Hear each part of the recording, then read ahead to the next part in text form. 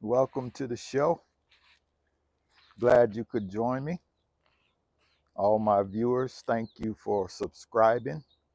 I appreciate you subscribing to the channel so that I can share my knowledge with you.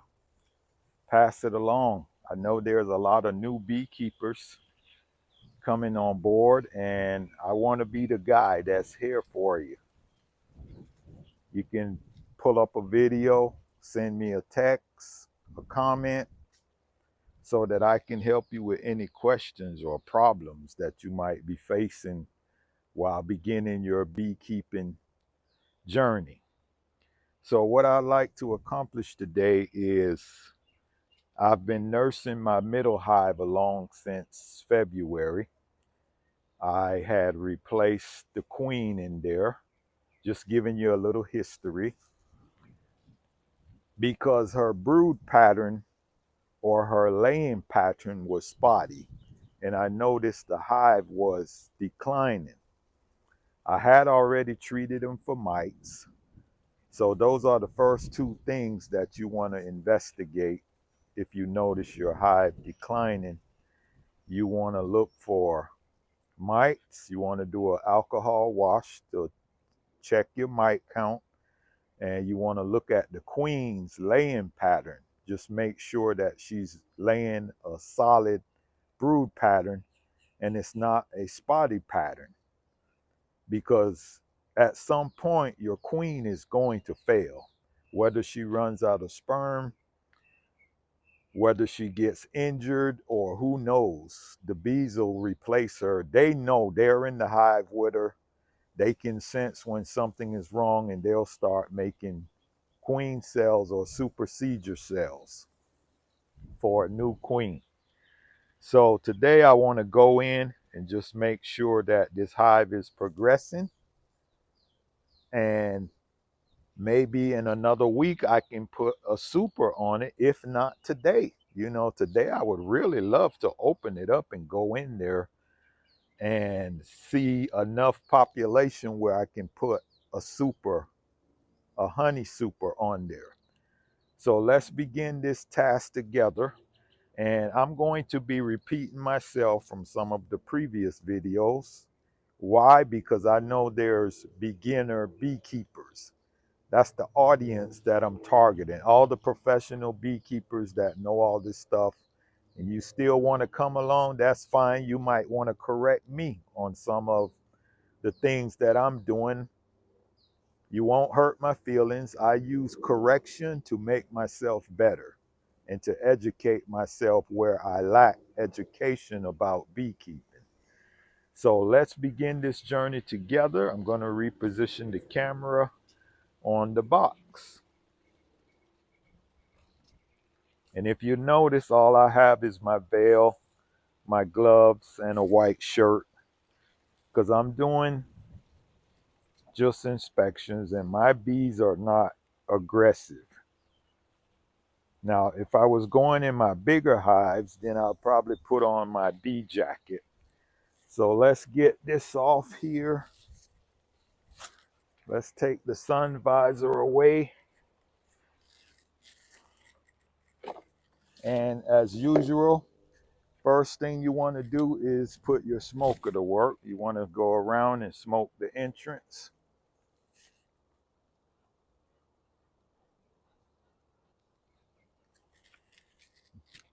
Get the guard bees communication down.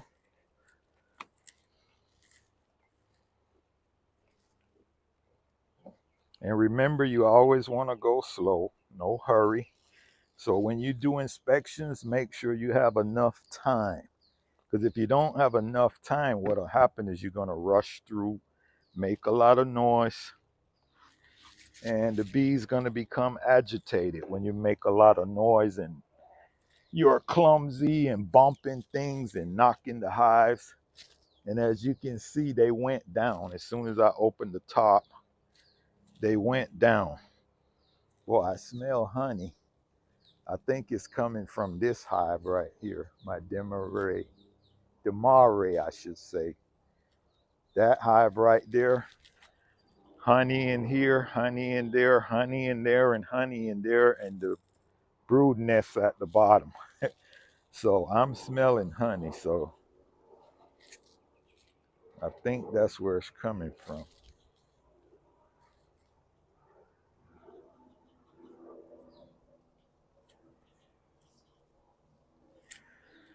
All right, so we're gonna smoke here at the top, even though there's not. I'm sure once that sunlight come in there, the guard bees start coming up to the top.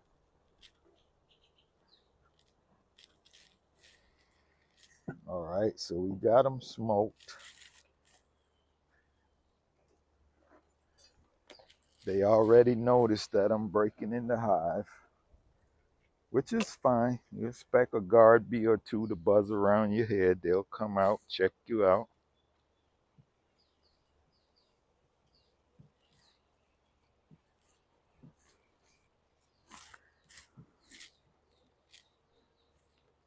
All right, let me flatten my oil traps here. So if the bees have any hive beetles in jail, I don't let them out. We'll do this one too. Just take your hive tool and run it across there. So you'll kill them if they have any in jail. All right, and you probably heard me. All right, so what I like to do, as I tell you, is look down between these lines, and it looks like this population is actually improving. The last time I came in here, I think I could only see bees right here, then it was thinning out. Now it is thin right here on the edge, so now right down to here, from here to here, now I can see bees in the bee space. This is your bee space right here. So I can see bees in the bee space. So let's get the oil traps out.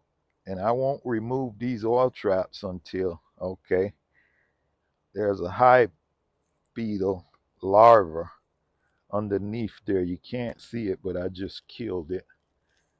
You don't want to see hive beetle larvae in your hive. I just saw one. So when you see that, you just check around real good. So what I'm going to do is, instead of checking from the populated end, I'm going to start from this end. The reason why is because I just saw a hive beetle larva on here, and this is where there's not a lot of bees guarding. Over here is full, so the bees can patrol that area.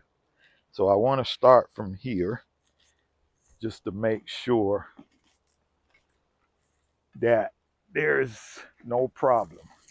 I mean, one hive beetle larva is not something for you to go crazy about, but it's something for you to be cautious about. You want to make sure that, you know, that one isn't leading to many more. So let's start from this end. And they have so much propolis in here. I always go through this. Let's get one end up. And let's get this end up. There we go. All right. So you see they're still advancing over here. They have honey, capped honey, a little bit. That's for them. I do see some hive beetles. So that's why I say you want to check. Yep, yep, yep, yep. There's too many over here. See, they are smart. They know where to go where the bees are not. So I'm going to have to get the beetle gun out here to help them out.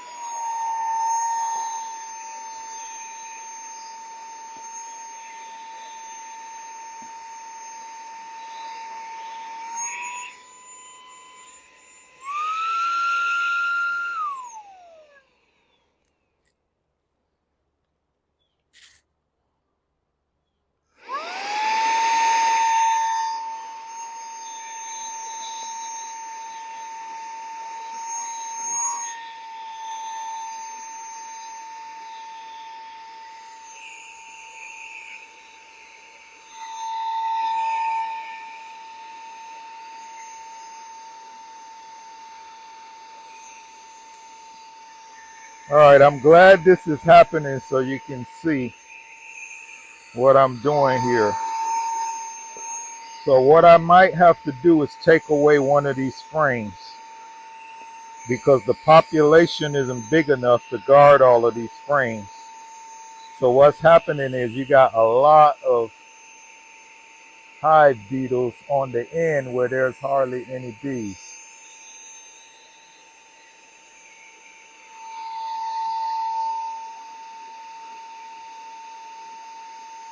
But as you can see, the bees are chasing them.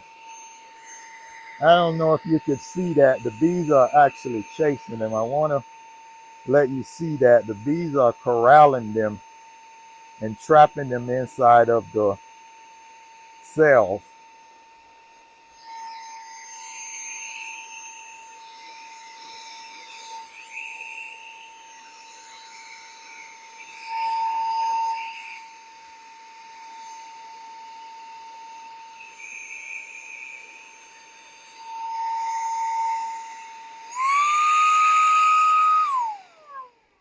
Okay, so what I'm going to do, we're going to have to take this frame out right here, and I'm going to have to put a follower board in there to make the hive smaller. So that's what we're going to do. So these are some of the things that you have to learn. All right, so this is the follower board right here. We're probably going to end up taking out 2 frames. I'm going to clean off those hive beetles off of there, and I'm going to put them in my freezer to kill any larvae that they might have. So that's why it's important to observe your hive when you're going in there. Now you notice how I observed that hive beetle larva underneath the oil trap. That tells me if you have hive beetle larvae, that the hive beetles are progressing versus the hive population. And what happened is that empty space gives them a place to hide from the bees. So here is this frame. They're storing nectar. I'll leave this in here. I don't see any hive beetles on here. So there's enough bees on here to patrol the hive beetles. But you want to see more.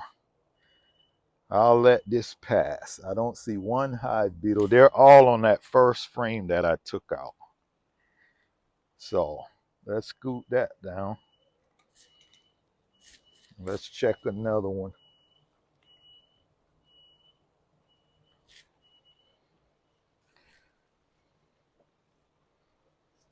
So one question is already answered.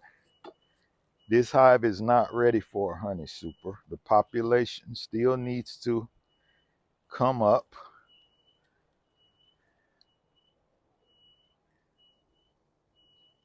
Okay. They're storing lots of honey over here. So that's 3 2.5 frames of honey that I saw over here. So there is a flow going on.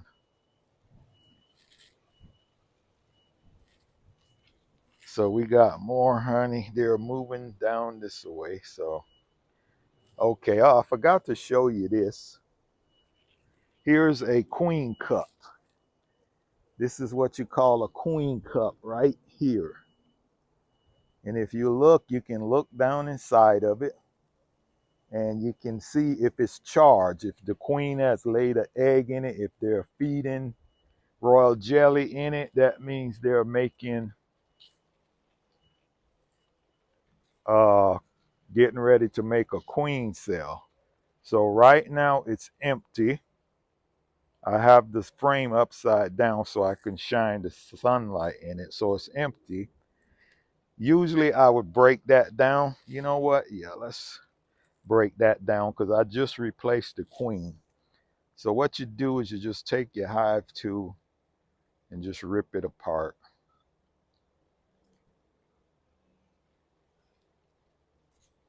See, there's nothing in that. It's empty. So I'll just break that down. All right. Yeah, I want to see more bees than what I see on here. They're getting there, though. They're getting there.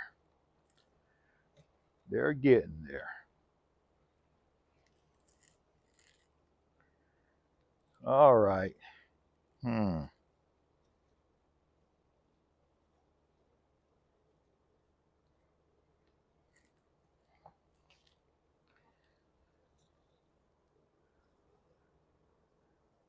So a lot of these bees just hatched out of here, and the queen has already replaced them with eggs. So don't know if you could see that.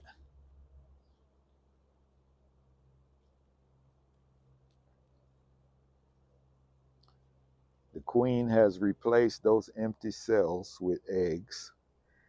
So I do see eggs. If I wanted to stop this inspection, I can right here, because that's all you want to see is eggs.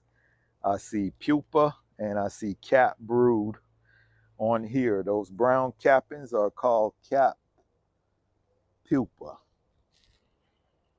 So I see eggs and I see all three stages of brood right here, which means the nest is now coming this way, which is a good sign.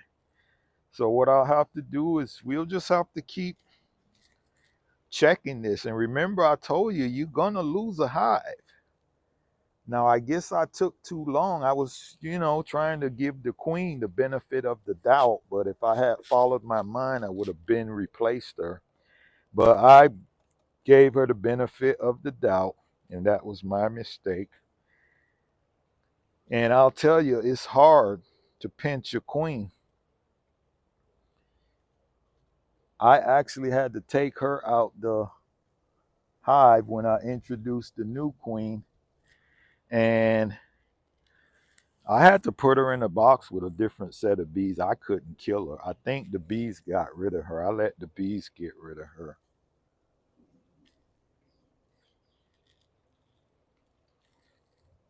Yeah, I would love to see a lot more bees on this, but a lot of them are out foraging. I'm not sure why this one is taking so long to progress. Or maybe it's just me, impatient beekeeper. But yeah, it's June now, and since January, I've been watching this hive because I noticed the progression from like last year, late December, and I just said, oh, the queen slowed down. She ain't laying that much. So, the hive isn't progressing. But then after the winter solstice, the bees are supposed to start ramping it up for the summer harvest, the spring harvest. And I noticed that they just weren't growing. I see the queen already on my next frame, which is good. Everybody likes to see the queen, so I'll show you the queen. I was actually going to stop there, but here's the queen right there. There she is, walking around looking for a spot to lay. Everybody likes to see the queen, so there's the queen.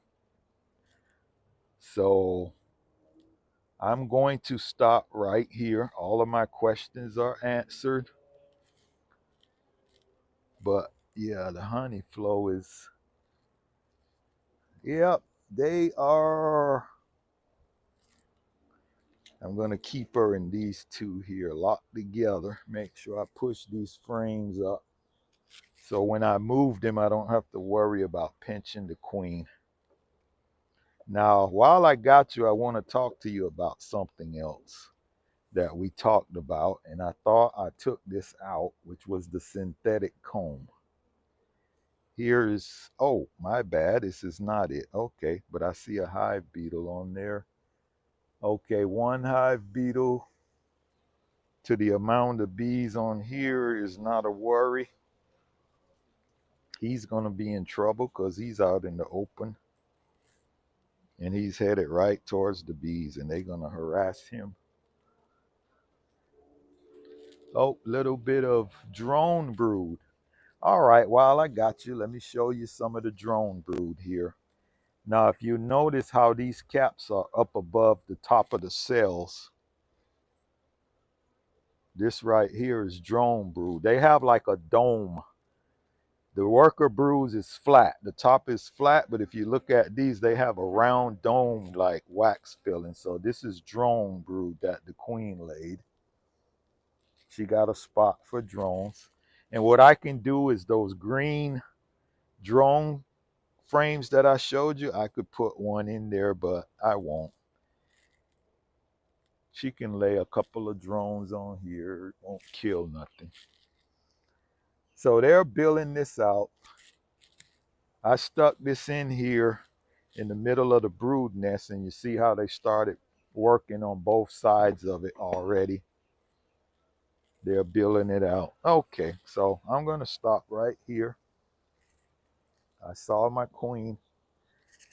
So just think about what you learned from what I just shared with you. Those are the things and the decisions that you have to learn to make.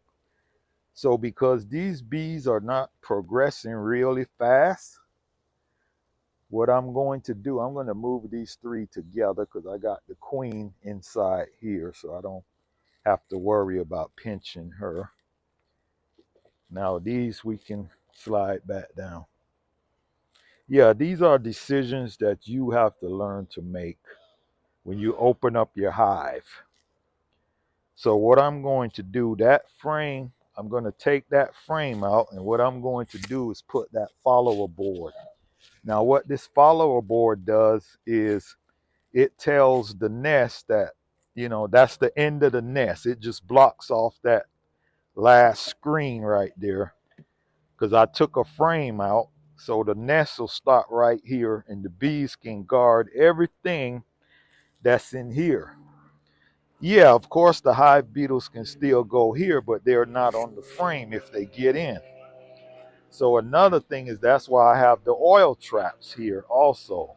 I won't remove my oil traps until my hive becomes well populated and they can defend every square inch of this brood chamber. Now, unfortunately, they can only defend 90% of this brood chamber, and the other 10%, as you saw, there were like 10 or 8 hive beetles on this frame. I actually got to, you know, get them off. I just stopped so I could continue with the video. But I'm going to pause the video and I'm going to suck those off and get them back in. Or I could even cut it out of the video.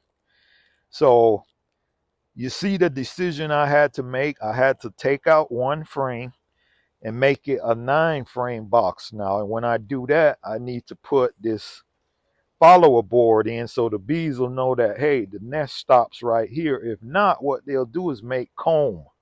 They'll go all between here and make comb and just build real funky wonky comb in that area. That's why you got to respect bee space in between each frame.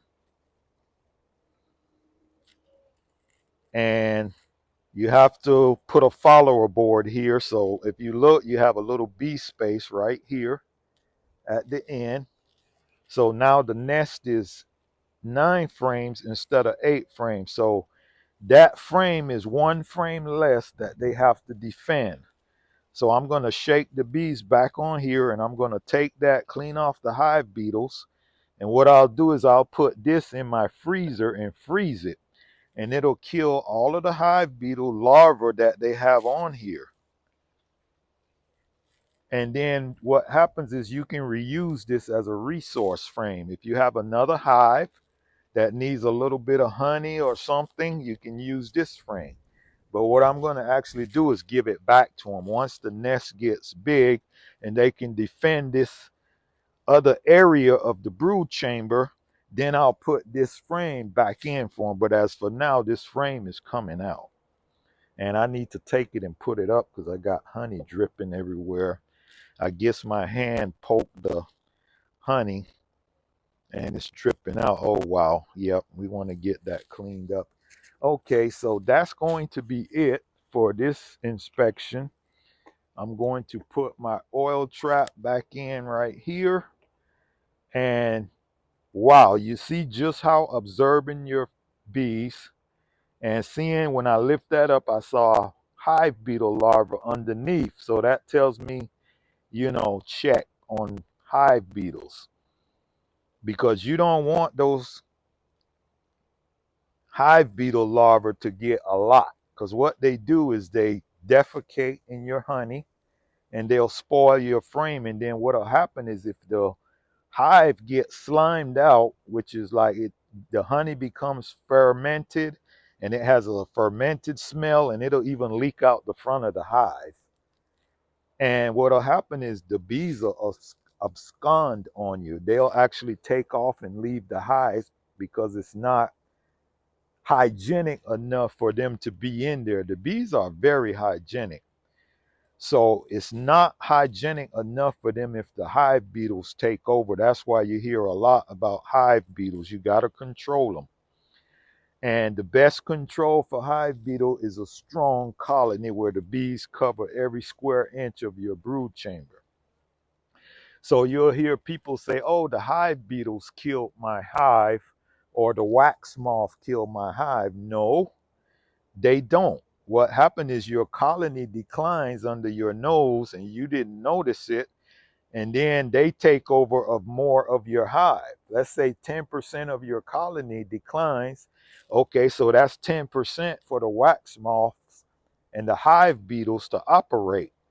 And then let's say another 10% decline and you haven't noticed it. That's why you have to pay attention. Now the hive beetles are occupying 20%, or I should say pests, which includes hive beetles, wax moth, ants, or whatever gets in the hive.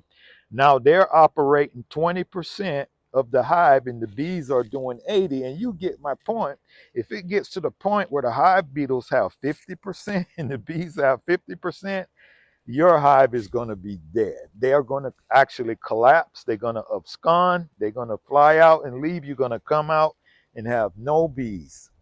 So that's why I say you have to pay attention. Every time you open this hive, you have to be observant. You want to see a full line of bees where you can't see the bottom. And see, I knew right here when I opened my hive, I could see the bottom. So that tells me there's not enough bees over here. And then when I lift up the bottom here and I saw that hive beetle larva, I say, let me start from this end. Make sure there's not a problem. And what did I find? A bunch of hive beetles on that end frame. So these are the things you have to learn as a new beekeeper. It's not just get the bees in a box and get plenty of honey. No, it has to be more than the honey. The honey is the reward for keeping the bees and taking care of them. You take care of them, they take care of you, they give you a little honey. You can't take all of the honey. They give you, some honey. You have to leave some back in the box for the bees to feed to their larvae and pupa and make bee bread with. So I hope this is very educational to you. And this is my reason and purpose that I take the time out of my busy schedule to do these videos, because I want you to be a successful beekeeper. I don't want you to be a bee haver. I want you to be a successful beekeeper. So thank you for joining. And the next thing I have coming up is we'll have to check these demares that I have. I have two of them right here. This is my biggest hive right here. And I have 4 honey supers on here and 1 brood chamber. And then my next one in the back, I have 3 honey supers on it and 1 bee chamber. But one of my honey supers is a deep box and that thing is heavy. So Those will be the next projects and educational information that I'll be sharing with you. So thanks for joining me, and you have a wonderful, wonderful weekend. Today is Friday, June the 6th, and my favorite line is peace, love, joy, and happiness.